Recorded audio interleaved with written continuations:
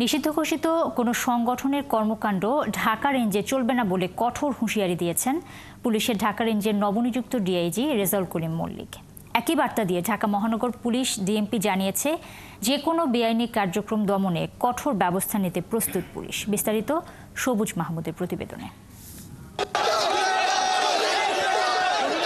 জুলাই চেতনায় গড়ে ওঠা নবগঠিত জাতীয় নাগরিক পার্টি এনসিপির নেতৃত্বে বিভিন্ন দল ও সংগঠনের টানা ৩ দিনের আন্দোলনের মুখে শনিবার রাতে আওয়ামী লীগের কার্যক্রম নিষিদ্ধ করে সরকার।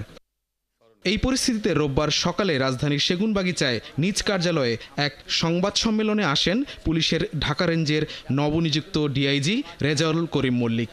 পেশাদারিত্ব ও সততার এ সময় তিনি বলেন, নিষিদ্ধ ঘোষিত কোনো সংগঠনের কার্যক্রম ঢাকা রেঞ্জে চলবে না।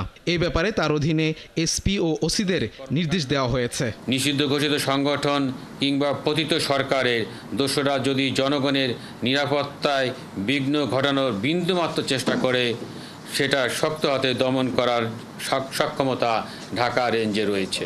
জনগণের অভিযোগ সরাসরি শুনতে টক টু ডিআইজি নামে একটি মোবাইল অ্যাপ চালু করার ঘোষণা দেন ডিআইজি, যার মাধ্যমে জনগণ সরাসরি তার কাছে অপরাধের তথ্য দিতে পারবেন। মোবাইল অ্যাপ চালু করতে যাচ্ছে।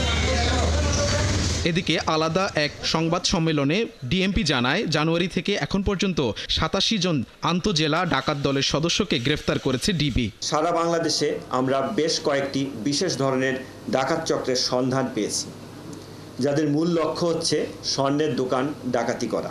ফলে সমগ্র বাংলাদেশে এ ধরনের আন্তজেলা ডাকাত দলের সদস্যদের গতিবিধির উপর আমরা বিশেষ নজরদারি রাখি। পরে আওয়ামী লীগ কার্যক্রম নিষিদ্ধ প্রসঙ্গে এক প্রশ্নের জবাবে এই পুলিশ কর্মকর্তা জানান, আইন শৃঙ্খলা রক্ষায় যে কোনো বেআইনি কার্যক্রম দমনে তৎপর ভূমিকা রাখতে প্রস্তুত পুলিশ। অপরাধ সংগঠনের কোনো সংবাদ থাকবে বা সম্ভাবনা থাকবে বা অপরাধ সংগঠন করবে, সেক্ষেত্রে আমরা আইনের সর্বোচ্চ প্রয়োগ সেক্ষেত্রে আমরা করব। সবুজ মাহমুদ, ৭১, ঢাকা।